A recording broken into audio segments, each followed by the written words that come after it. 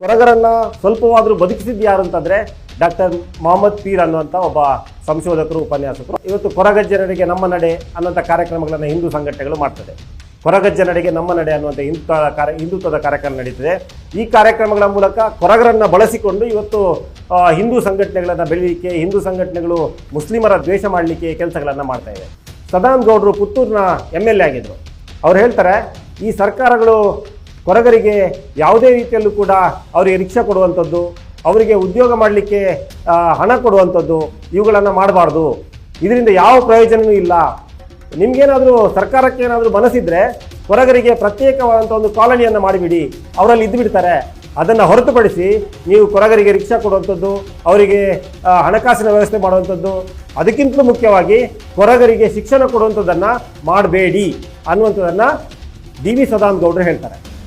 ಆದರೆ ಇದೇ ಕೊರಗರನ್ನು ರಕ್ಷಣೆ ಮಾಡಿದ್ದು ಇದೇ ಮುಸ್ಲಿಂ ಅಧ್ಯಯನಕಾರರು ಅನ್ನುವಂಥದ್ದು ಬಹಳ ಮುಖ್ಯ ಆಗುತ್ತೆ. ಕೊರಗರು ಕರಾವಳಿಯ ಮಾತೃ ಸಮುದಾಯ ಅನ್ನುವಂಥ ಪುಸ್ತಕ ಒಂದು ಸಂಶೋಧನಾತ್ಮಕವಾದಂಥ ಒಂದು ಪುಸ್ತಕ. ಇದನ್ನು ಹಲವಾರು ಸರ್ಕಾರಿ ದಾಖಲೆಗಳು ಮತ್ತೊಂದಷ್ಟು ಕ್ಷೇತ್ರ ಕಾರ್ಯ ಎಲ್ಲವನ್ನು ಮಾಡಿ ನಂತರ ಬೇರೆ ಬೇರೆ ವರದಿಗಳನ್ನು ಅಧ್ಯಯನ ಮಾಡಿ ಈ ಒಂದು ಪುಸ್ತಕವನ್ನು ಸಿದ್ಧಪಡಿಸಲಾಗಿದೆ. ಅದರಲ್ಲೂ ಮುಖ್ಯವಾಗಿ ಡಾಕ್ಟರ್ ವಹೀದಾ ಬಾನು ವರದಿ, ಡಾಕ್ಟರ್ ಮೊಹಮ್ಮದ್ ಗುತ್ತಿಗಾರ್ ವರದಿ ಮತ್ತು ಡಾಕ್ಟರ್ ಮೊಹಮ್ಮದ್ ಪೀರ್ ವರದಿ, ಈ ಮೂವರು ವರದಿಗಳು ಅತ್ಯಂತ ಪ್ರಮುಖ ಕೊರಗರ ಸಾಮಾಜಿಕ, ರಾಜಕೀಯ, ಆರ್ಥಿಕ ಮತ್ತು ಕೊರಗರ ವೈಯಕ್ತಿಕ ಬದುಕುಗಳೇನಿದೆ ಇವೆಲ್ಲದರ ಮೇಲೆ ಈ ಮೂರು ವರದಿಗಳು ಮುಖ್ಯವಾಗಿ ಪರಿಣಾಮ ಬೀರುತ್ತೆ. ಕೊರಗರು ಎಲ್ರಿಗೂ ಗೊತ್ತಿರುವಂಥವ್ರು, ಕೊರಗರು ಅಸ್ಪೃಶ್ಯರಿಗೆ ಅಸ್ಪೃಶ್ಯರಾಗಿ ಬದುಕಿದವರು. ಅವರು ಕೇವಲ ಅಸ್ಪೃಶ್ಯರು ಮಾತ್ರ ಅಲ್ಲ, ಅಸ್ಪೃಶ್ಯರಿಗೆ ಅಸ್ಪೃಶ್ಯರಾಗಿ ಬದುಕಿದವರು. ಈ ಸಮಾಜ ಅವರನ್ನು ಅತ್ಯಂತ ನಿಷ್ಕೃಷ್ಟವಾಗಿ ನೋಡಿತ್ತು ಮತ್ತು ಅಮಾನವೀಯವಾಗಿ ನೋಡಿತ್ತು.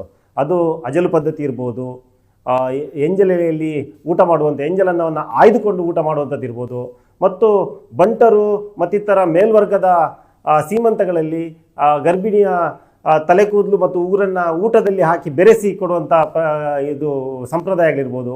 ಈ ರೀತಿಯ ಪನಿಕುಲ್ಲುನು, ಈ ರೀತಿ ಬೇರೆ ಬೇರೆ ಅಜಲು ಪದ್ಧತಿ ಮತ್ತು ಅಮಾನವೀಯ ಪದ್ಧತಿಗಳಿಂದ ಅವರನ್ನು ಶೋಷಣೆಯನ್ನು ಮಾಡಲಾಗಿತ್ತು. ಶತಶತಮಾನಗಳಿಂದ ಶೋಷಣೆಯನ್ನು ಮಾಡಲಾಗಿತ್ತು.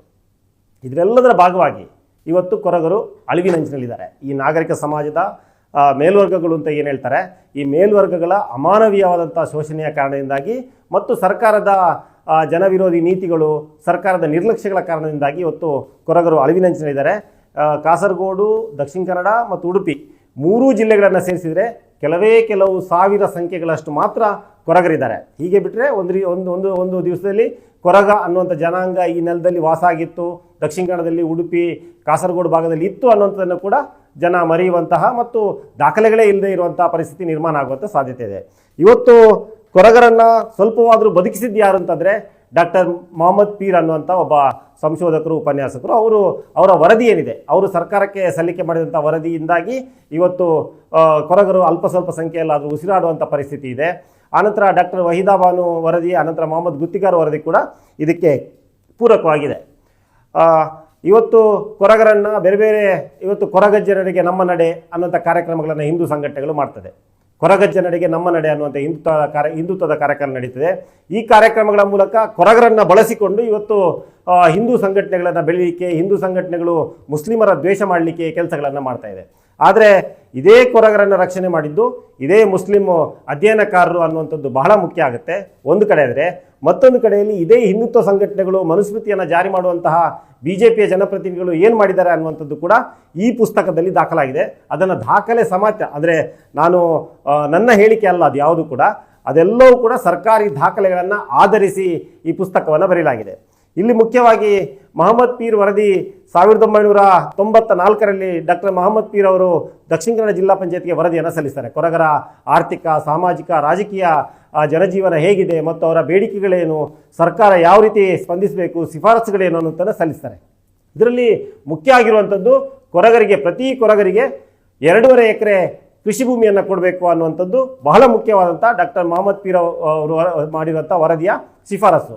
ಇದೊಂದು ಕಡೆಯಲ್ಲಾದರೆ ಇನ್ನೊಂದು ಶೈಕ್ಷಣಿಕವಾಗಿ, ಔದ್ಯಮಿಕವಾಗಿ ಮತ್ತು ಉದ್ಯಮ ಕ್ಷೇತ್ರದಲ್ಲಿ ಯಾವ್ಯಾವ ರೀತಿ ಅವರಿಗೆ ಮೀಸಲಾತಿಯನ್ನು ಕೊಡಬೇಕು ಮತ್ತು ಯಾವ ರೀತಿ ಅವರನ್ನು ತೊಡಗಿಸ್ಕೊಳ್ಬೇಕು, ಅವರ ಶಿಕ್ಷಣ, ಆರೋಗ್ಯ ಇವೆಲ್ಲದರ ಬಗ್ಗೆ ಸರ್ಕಾರ ಯಾವ ಕ್ರಮಗಳನ್ನು ಕೈಗೊಳ್ಳಬೇಕು ಅನ್ನುವಂಥದ್ದು ಕೂಡ ಡಾಕ್ಟರ್ ಮೊಹಮ್ಮದ್ ಪೀರ್ ವರದಿಯಲ್ಲಿದೆ. 1994ರಲ್ಲಿ ಈ ವರದಿಯನ್ನು ದಕ್ಷಿಣ ಕನ್ನಡ ಜಿಲ್ಲಾ ಪಂಚಾಯತ್ಗೆ ಡಾಕ್ಟರ್ ಮೊಹಮ್ಮದ್ ಪೀರ್ ಅವರು ಸಲ್ಲಿಕೆಯನ್ನು ಮಾಡ್ತಾರೆ. 1998ರವರೆಗೂ ಕೂಡ ಕರ್ನಾಟಕ ರಾಜ್ಯದ ವಿಧಾನಸಭೆಯಲ್ಲಿ ಡಾಕ್ಟರ್ ಮೊಹಮ್ಮದ್ ಪೀರ್ ವರದಿ ಬಗ್ಗೆ ಚರ್ಚೆ ಆಗುತ್ತೆ. ಡಾಕ್ಟರ್ ಮೊಹಮ್ಮದ್ ಪೀರ್ ವರದಿಯನ್ನು ಕರ್ನಾಟಕ ಸರ್ಕಾರ ಒಪ್ಪಿಕೊಳ್ಳುತ್ತೆ ಮತ್ತು ಸದನದಲ್ಲಿ ಅದನ್ನು ಉಲ್ಲೇಖವನ್ನು ಮಾಡಿ, ವಿಧಾನಸಭೆಯಲ್ಲಿ ಅದನ್ನು ಉಲ್ಲೇಖವನ್ನು ಮಾಡಿ ಹಲವಾರು ಸರ್ಕಾರಗಳು ಅದರ ಬಗ್ಗೆ ಹೇಳಿಕೆಗಳನ್ನು ಕೊಟ್ಟಿದೆ. ನಾವು ಅದನ್ನು ಜಾರಿ ಮಾಡಲಿಕ್ಕೆ ಪ್ರಯತ್ನವನ್ನು ಮಾಡ್ತೀವಿ ಅನ್ನೋಂಥ ಹೇಳಿಕೆಯನ್ನು ಕೊಡ್ತಲೇ ಬಂದಿದೆ. 1994ರಿಂದ 2000 ಇಸ್ವಿವರೆಗೂ ಕೂಡ ಕೊಡ್ತಾನೆ ಬಂದಿದೆ. 2000 ಇಸ್ವಿಯಲ್ಲಿ ಆಗಿನ ಸಮಾಜ ಕಲ್ಯಾಣ ಸಚಿವರಾಗಿದ್ದಂಥ ಕಾಗೋಡು ತಿಮ್ಮಪ್ಪನವರು ಇದೇ ವರದಿಯನ್ನು ಆಧರಿಸಿ ಕೊರಗರ ಅಜಲು ಪದ್ಧತಿಯನ್ನು ನಿಷೇಧ ಮಾಡಬೇಕು ಅನ್ನೋ ಕಾರಣಕ್ಕಾಗಿ ಒಂದು ಮಹತ್ವದ ಕಾಯ್ದೆಯನ್ನು, ಕೊರಗರ ಅಜಲು ಪದ್ಧತಿ ನಿಷೇಧ ಕಾಯ್ದೆ 2000 ಅನ್ನೋದನ್ನು ಮಂಡನೆಯನ್ನು ಮಾಡ್ತಾರೆ. ಆನಂತರ 2014ರಲ್ಲಿ ಆ ಕಾಯ್ದೆ ಜಾರಿಯಾಗುತ್ತೆ. ಜಾರಿಯಾದ ನಂತರವೂ ಕೂಡ ಹಲವಾರು ಬಾರಿ ಹಲವಾರು MLAಗಳು ಪ್ರಶ್ನೆಯನ್ನು ಹಾಕ್ತಾರೆ. ಕೊರಗರ ಅಭಿವೃದ್ಧಿ ಬಗ್ಗೆ ಪ್ರಶ್ನೆಗಳು ಬರುತ್ತೆ, ಚರ್ಚೆಗಳಾಗುತ್ತೆ. 2014ರಲ್ಲಿ ಒಂದು ಚರ್ಚೆ ಬಹಳ ಮುಖ್ಯ ಆಗುತ್ತೆ. 2014ರಲ್ಲಿ ಮಂಗಳೂರು ಉತ್ತರ ವಿಧಾನಸಭಾ ಕ್ಷೇತ್ರದ ಮೊಯ್ದೀನ್ ಬಾವ್ ಅವರು ಒಂದು ಪ್ರಶ್ನೆಯನ್ನು ಹಾಕ್ತಾರೆ. ಆ ಪ್ರಶ್ನೆಗೆ ಉತ್ತರವನ್ನು ಕೊಡುವಂಥ ಸಂದರ್ಭದಲ್ಲಿ ಡಾಕ್ಟರ್ ಮೊಹಮ್ಮದ್ ಪೀರ್ ವರದಿಯನ್ನು ಜಾರಿ ಮಾಡಲಾಗಿದೆಯೇ ಅನ್ನುವಂಥ ಪ್ರಶ್ನೆಗೆ ಉತ್ತರವನ್ನು ಕೊಡುವಂಥ ಸಂದರ್ಭದಲ್ಲಿ ಅಂದಿನ ಸಮಾಜ ಕಲ್ಯಾಣ ಸಚಿವರು ಒಂದು ಉತ್ತರವನ್ನು ಕೊಡ್ತಾರೆ. ಏನಂತಂದರೆ, ಡಾಕ್ಟರ್ ಮೊಹಮ್ಮದ್ ಪೀರ್ ವರದಿ ಏನಿದೆ ಅದನ್ನು ದಕ್ಷಿಣ ಕನ್ನಡ ಜಿಲ್ಲಾ ಪಂಚಾಯತ್ ರಾಜ್ಯ ಸರ್ಕಾರಕ್ಕೆ ಕಳುಹಿಸಿಯೇ ಇಲ್ಲ ಅನ್ನುವಂತಹ ಉತ್ತರವನ್ನು ಕೊಡುತ್ತೆ. ಅಂದರೆ 1994ರಲ್ಲಿ ಮಂಡನೆಯಾದಂತಹ ಮೊಹಮ್ಮದ್ ಪೀರ್ ವರದಿಯನ್ನು 1998ರಲ್ಲಿ ಸರ್ಕಾರ ಒಪ್ಪಿಕೊಂಡು ಉತ್ತರ ಕೊಟ್ಟಿದೆ. 2000 ಇಸ್ವಿಯಲ್ಲಿ ಅದರ ಆಧಾರದ ಮೇಲೆ ಕಾಯ್ದೆಯನ್ನು ಮಾಡಿದೆ. ಆದರೆ 2014ನೇ ಇಸ್ವಿಗೆ ಬರುವಂಥ ಸಂದರ್ಭದಲ್ಲಿ ಡಾಕ್ಟರ್ ಮೊಹಮ್ಮದ್ ಪೀರ್ ವರದಿ ನಮ್ಮಲ್ಲಿಗೆ ಬಂದೇ ಇಲ್ಲ ಅನ್ನುವಂಥ ಹೇಳಿಕೆಯನ್ನು ಸರ್ಕಾರ ಕೊಡುತ್ತೆ. 2014ರಲ್ಲಿ ಸರ್ಕಾರ ಕೊಡುತ್ತೆ. ಇದು ಸಮಾಜ ಕಲ್ಯಾಣ ಸಚಿವರಾಗಿದ್ದಂಥ ಆಂಜನೇಯ ಅವರು ಉತ್ತರವನ್ನು ಕೊಡ್ತಾರೆ. ಇದೆಲ್ಲವೂ ಏನನ್ನು ಸೂಚಿಸ್ತದೆ ಅಂದರೆ, ಡಾಕ್ಟರ್ ಮೊಹಮ್ಮದ್ ಪೀರ್ ವರದಿ ಏನಿದೆ ಅದು ಇಡೀ ಕೊರಗರನ್ನು ಅಭಿವೃದ್ಧಿ ಮಾಡಲಿಕ್ಕೆ ಶಕ್ತವಾಗಿದ್ದರೂ ಕೂಡ ಅದನ್ನು ಜಾರಿ ಮಾಡುವಲ್ಲಿ ಸರ್ಕಾರದ ನಿರ್ಲಕ್ಷ್ಯ ಇದೆ. ಮತ್ತು ಅದನ್ನು ಸರ್ಕಾರ ಒಪ್ಪಿಕೊಂಡಿದ್ರೂ ಕೂಡ ಇನ್ನು 2014ರವರೆಗೂ ಕೂಡ ಆ ವರದಿ ಸರ್ಕಾರದ ಬಳಿ ಇರಲಿಲ್ಲ ಅನ್ನುವಂಥದ್ದು ಇದೆಯಲ್ಲ, ಇದು ಅತ್ಯಂತ ದುರಂತವಾದಂಥ ಒಂದು ವಿಷಯ. ಇದೊಂದು ಕಡೆಯಲ್ಲಾದರೆ, ಇನ್ನೊಂದು ಕಡೆಯಲ್ಲಿ ಜನಪ್ರತಿನಿಧಿಗಳು, ಸರ್ಕಾರ ಯಾವ ರೀತಿ ಈ ಕೊರಗರ ಬಗ್ಗೆ ನಿರ್ಲಕ್ಷ್ಯವನ್ನು ಹೊಂದಿದ್ದು, ಅವರ ಬಗ್ಗೆ ಯಾವ ಮನೋಭಾವನೆಯನ್ನು ಹೊಂದಿದ್ದು ಅನ್ನುವಂಥದ್ದು ಕೂಡ, ಅವರ ತಿಳುವಳಿಕೆ ಮಟ್ಟ ಏನಿತ್ತು ಅನ್ನುವಂಥದ್ದು ಕೂಡ ಬಹಳ ಮುಖ್ಯ ಆಗುತ್ತೆ. ಕೊರಗರ ಅಸ್ಪೃಶ್ಯತೆ ಅಥವಾ ಅಜಲು ಪದ್ಧತಿ, ಅವರಿಗಿರುವಂತಹ ಅಪೌಷ್ಟಿಕತೆ, ಅವರಿಗಿರುವಂತಹ ರಕ್ತಹೀನತೆ, ಆನಂತರ ಅವರ ಗರ್ಭಿಣಿಯರ ಸಾವು, ಆನಂತರ ಅವರ ನವಜಾತ ಶಿಶುಗಳ ಸಾವು, ಇವೆಲ್ಲದಕ್ಕೆ ಮೂಲ ಕಾರಣನೇ ಈ ಸರ್ಕಾರಗಳು ಮತ್ತು ಈ ನಾಗರಿಕ ಪ್ರಪಂಚ ಅಥವಾ ಮೇಲ್ವರ್ಗಗಳ ದೌರ್ಜನ್ಯ. ಶತಶತಮಾನದಿಂದ ಅವರ ಮೇಲೆ ನಡೆದಂತಹ ಅಜಲು ಪದ್ಧತಿ ಮತ್ತು ಅವರ ಮೇಲೆ ಹೇರಲಾದಂತಹ ಬೇರೆ ಬೇರೆ ಅಮಾನವೀಯ ಪದ್ಧತಿಗಳಿಂದಾಗಿ ಅವರಿಗೆ ಅಪೌಷ್ಟಿಕತೆ ಬಂತು, ಆನಂತರ ರಕ್ತಹೀನತೆ ಬಂತು. ಆ ಮೂಲಕ ಅವರ ಮಕ್ಕಳು ಹುಟ್ಟುತ್ತಲೇ ಸಾಯ್ತಾ ಇದ್ದಾರೆ. ಗರ್ಭಿಣಿಯರು ಮಗು ಜನಿಸಿದ ತಕ್ಷಣ ಗರ್ಭಿಣಿಯರು ಸಾಯ್ತಾ ಇದ್ದಾರೆ ಅನ್ನುವಂಥದ್ದು ಎಲ್ರಿಗೂ ಗೊತ್ತಿರುವಂಥದ್ದು. ಅದಕ್ಕೇನು ವಿಶೇಷ ಸಂಶೋಧನೆಗಳೇನು ಬೇಕಾಗಿಲ್ಲ. ಆದರೆ 2000ನೇ ಇಸ್ವಿಯಲ್ಲಿ ಕಾಗೋಡು ತಿಮ್ಮಪ್ಪ ಅವರು ಈ ಕಾಯ್ದೆಯನ್ನು ಮಂಡಿಸಿದಾಗ, ಅಜಲು ಪದ್ಧತಿ ನಿಷೇಧ ಕಾಯ್ದೆಯನ್ನು ಮಂಡಿಸಿದಾಗ ವಿಸ್ತೃತವಾದಂಥ ಚರ್ಚೆ ವಿಧಾನಸಭೆಯಲ್ಲಿ ನಡೆಯುತ್ತೆ. ಈ ಸಂದರ್ಭದಲ್ಲಿ ಕಾಗೋಡು ತಿಮ್ಮಪ್ಪ ಅವರು ಸ್ಪಷ್ಟವಾಗಿ ಹೇಳ್ತಾರೆ, ಇವತ್ತು ಕೊರಗರ ಅಜಲು ಪದ್ಧತಿ ನಿಷೇಧ ಕಾಯ್ದೆ ಏನಿದೆ, ಈ ಕಾಯ್ದೆ ಮೇಲ್ವರ್ಗಗಳು ಇಲ್ಲಿವರೆಗೆ ನಡೆಸಿದಂಥ ದೌರ್ಜನ್ಯ, ಮೇಲ್ವರ್ಗಗಳು ಇಲ್ಲಿವರೆಗೆ ನಡೆದಂತಹ, ಅದು ಬಂಟ ಇರ್ಬೋದು, ಬ್ರಾಹ್ಮಣ ಇರ್ಬೋದು, ಬೇರೆ ಬೇರೆ ಕರಾವಳಿಯ ಮೇಲ್ವರ್ಗಗಳು ಇಲ್ಲಿವರೆಗೆ ಕೊರಗರಿಗೆ ನಡೆಸಿದಂಥ ದೌರ್ಜನ್ಯಕ್ಕೆ ಇದೊಂದು ಪರಿಹಾರ ಅನ್ನುವಂಥದ್ದನ್ನು ಹೇಳ್ತಾರೆ. ಆದರೆ ಇದರ ಚರ್ಚೆಯಲ್ಲಿ ಭಾಗವಹಿಸಿದ BJPಯ ಆಗಿನ MLA ಆಗಿರುವಂಥ ಅರಗ ಜ್ಞಾನೇಂದ್ರ ಅವರು ಹೇಳ್ತಾರೆ ಏನು ಅಂತಂದರೆ, ಇಲ್ಲ ಇದು ಆ ಥರದ ಕಾಯ್ದೆ ಅಲ್ಲ, ಇದು ಕೊರಗರಿಗೆ ಕನಿಕರ ರೂಪದಲ್ಲಿ ಬಂದಿರುವಂಥ ಕಾಯ್ದೆ ಅನ್ನುವಂಥ ಮಾತನ್ನು ಹೇಳ್ತಾನೆ.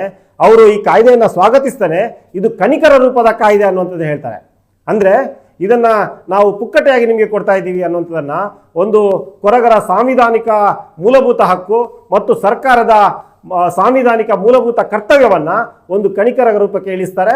ಆನಂತರ ಇಡೀ ಕೊರಗರ ಈ ರೀತಿಯ ಸಾಮಾಜಿಕ, ಆರ್ಥಿಕ, ರಾಜಕೀಯ ಹಿಂದುಳಿದುವಿಕೆ ಏನಿದೆ ಅಥವಾ ಅವರ ಅವನತಿ ಏನಿದೆ, ಅವರ ಅಳಿವಿನಂಚಿನೇ ತಲುಪಿರುವಂಥ ಮಟ್ಟ ಏನಿದೆ, ಇವೆಲ್ಲದಕ್ಕೂ ಕೊರಗರೇ ಕಾರಣ. ಕೊರಗರಲ್ಲಿರುವಂತಹ ಕೀಳರಿಮೆ, ಕೊರಗರಲ್ಲಿರುವಂತಹ ಮೂಢನಂಬಿಕೆ, ಕೊರಗರಲ್ಲಿರುವಂತಹ ಕುಡಿತ, ಇವುಗಳೇ ಕಾರಣ ಅನ್ನುವಂಥದ್ದನ್ನು ಅರಗ ಜ್ಞಾನೇಂದ್ರ ಅವರು ಪ್ರತಿಪಾದನೆಯನ್ನು ಮಾಡ್ತಾರೆ. ಇದೊಂದು ಕಡೆಯಲ್ಲಿ. ಆನಂತರ ನನಗೆ ಶಾಕ್ ಆಗುವಂಥದ್ದು ಏನು ಅಂತಂದರೆ, ಇದೇ ಸಂದರ್ಭದಲ್ಲಿ ಇದಕ್ಕಿಂತ ಮೊದಲು ಅಥವಾ ಇದೇ ಸಂದರ್ಭದಲ್ಲಿ ಸದಾನಂದ ಗೌಡರು ಮಾತಾಡ್ತಾ ವಿಧಾನಸಭೆಯಲ್ಲಿ ಹೇಳ್ತಾರೆ, ಇದನ್ನು ಈ ಪ್ರಶ್ನೆ ಬರುತ್ತೆ, ಕೊರಗರ ಆರ್ಥಿಕ ಸಾಮಾಜಿಕ ಪರಿಸ್ಥಿತಿಗೆ ಸುಧಾರಣೆ ಮಾಡಲಿಕ್ಕೆ ಏನು ಮಾಡಿದ್ದೀರಿ ಅನ್ನೋಂಥ ಪ್ರಶ್ನೆಯನ್ನು ಯಾರೋ ಬೇರೆ ಶಾಸಕರು ಕೇಳ್ತಾರೆ. ಆ ಸಂದರ್ಭದಲ್ಲಿ ಸದಾನಂದ ಗೌಡರು ಪುತ್ತೂರಿನ MLA ಆಗಿದ್ದರು. ಅವ್ರು ಹೇಳ್ತಾರೆ, ಈ ಸರ್ಕಾರಗಳು ಕೊರಗರಿಗೆ ಯಾವುದೇ ರೀತಿಯಲ್ಲೂ ಕೂಡ ಅವರಿಗೆ ರಿಕ್ಷಾ ಕೊಡುವಂಥದ್ದು, ಅವರಿಗೆ ಉದ್ಯೋಗ ಮಾಡಲಿಕ್ಕೆ ಹಣ ಕೊಡುವಂಥದ್ದು ಇವುಗಳನ್ನು ಮಾಡಬಾರ್ದು. ಇದರಿಂದ ಯಾವ ಪ್ರಯೋಜನವೂ ಇಲ್ಲ. ನಿಮಗೇನಾದರೂ ಸರ್ಕಾರಕ್ಕೆ ಏನಾದರೂ ಮನಸ್ಸಿದ್ರೆ ಕೊರಗರಿಗೆ ಪ್ರತ್ಯೇಕವಾದಂಥ ಒಂದು ಕಾಲೋನಿಯನ್ನು ಮಾಡಿಬಿಡಿ, ಅವರಲ್ಲಿ ಇದ್ದು ಬಿಡ್ತಾರೆ. ಅದನ್ನು ಹೊರತುಪಡಿಸಿ ನೀವು ಕೊರಗರಿಗೆ ರಿಕ್ಷಾ ಕೊಡುವಂಥದ್ದು, ಅವರಿಗೆ ಹಣಕಾಸಿನ ವ್ಯವಸ್ಥೆ ಮಾಡುವಂಥದ್ದು, ಅದಕ್ಕಿಂತಲೂ ಮುಖ್ಯವಾಗಿ ಕೊರಗರಿಗೆ ಶಿಕ್ಷಣ ಕೊಡುವಂಥದ್ದನ್ನು ಮಾಡಬೇಡಿ ಅನ್ನುವಂಥದ್ದನ್ನು DV ಸದಾನಂದ ಗೌಡರು ಹೇಳ್ತಾರೆ. BJPಯ ಪುತ್ತೂರು MLA ಹೇಳ್ತಾರೆ, ಕೊರಗರಿಗೆ ಶಿಕ್ಷಣ ಕೊಟ್ಟರೆ ಉಳಿಯಲ್ಲ, ಅವರಿಗೆ ರಿಕ್ಷಾ ಕೊಟ್ಟರು ಅವರು ಉಳಿಸಲ್ಲ, ಅವರಿಗೇನಾದರೂ ಸಾಧ್ಯ ಆದರೆ ಕಾಲೋನಿಗಳನ್ನು ಮಾಡಿ ಬಿಟ್ಬಿಡಿ ಅನ್ನುವಂಥ ಮಾತನ್ನು ವಿಧಾನಸಭೆಯಲ್ಲಿ ಕಾಯ್ದೆಯನ್ನು ಮಂಡಿಸೋದಕ್ಕಿಂತ ಮೊದಲೇ ಇದೇ DV ಸದಾನಂದ ಗೌಡರು ಮಾತಾಡ್ತಾರೆ. ಇದು ವಿಧಾನಸಭೆಯ ದಾಖಲೆಗಳಲ್ಲಿ ದಾಖಲಾಗಿದೆ. ಈ ರೀತಿ ಇಡೀ ಇತಿಹಾಸದಲ್ಲಿ, ಐತಿಹ್ಯದಲ್ಲಿ ಯಾವ ರೀತಿ ಆಯಿತು, ಆನಂತರ ಇತಿಹಾಸದಲ್ಲಿ ಯಾವ ರೀತಿ ಅವರ ಮೇಲೆ ದೌರ್ಜನ್ಯಗಳಾಯಿತು, ಇತಿಹಾಸದಲ್ಲಿ ಇವತ್ತಿನ ಮಂಗಳೂರಿನ ಎಲ್ಲ ಪ್ರಮುಖ ಸ್ಥಳಗಳೇನಿದೆ ಅವೆಲ್ಲವೂ ಕೂಡ ಒಂದು ಕಾಲದಲ್ಲಿ ಕೊರಗರ ಆಳ್ವಿಕೆಯಲ್ಲಿದ್ದಂತಹ ಪ್ರದೇಶಗಳು ಇದೆ. ಇದೆಲ್ಲದರ ದಾಖಲೆಗಳೇನಿದೆ, ಈ ದಾಖಲೆಗಳನ್ನು, ಐತಿಹ್ಯಗಳನ್ನು ಮತ್ತು ಜನಪದ ಪಾಡ್ದನಗಳು ಇವೆಲ್ಲಗಳನ್ನು ಉಲ್ಲೇಖಿಸಿ ಈ ಪುಸ್ತಕವನ್ನು ರಚನೆಯನ್ನು ಮಾಡಲಾಗಿದೆ, ಮುಖ್ಯವಾಗಿ ಸಿದ್ಧಪಡಿಸಲಾಗಿದೆ. ಮುಖ್ಯವಾಗಿ ಸರ್ಕಾರಿ ದಾಖಲೆಗಳು, ವಿಧಾನಸಭೆಯ ಅಧಿವೇಶನದ ದಾಖಲೆಗಳು, ಕಾಯ್ದೆಯ ದಾಖಲೆಗಳು ಇವೆಲ್ಲವನ್ನು ಇಟ್ಟುಕೊಂಡು ಈ ಪುಸ್ತಕವನ್ನು ಸಿದ್ಧಪಡಿಸಲಾಗಿದೆ. ಇವತ್ತು ಕೊರಗರು ಅತ್ಯಂತ ಹಿಂದುಳಿದಿದ್ದಾರೆ. ಅವರು ಇವತ್ತು ಆಕ್ರೋಶ ರ್ಯಾಲಿ, ಆದಿವಾಸಿ ಆಕ್ರೋಶ ರ್ಯಾಲಿ ಅನ್ನುವಂಥದ್ದನ್ನು ಬಹುಶಃ 32 ವರ್ಷಗಳ ನಂತರ ಮಂಗಳೂರಲ್ಲಿ ಅವರ ಧ್ವನಿ ಆಕ್ರೋಶದ ಧ್ವನಿಯಾಗಿ ಮೊಳಗಲಿಕ್ಕಿದೆ. ಈ ಸಂದರ್ಭದಲ್ಲಿ ಈ ಪುಸ್ತಕ ಬಿಡುಗಡೆ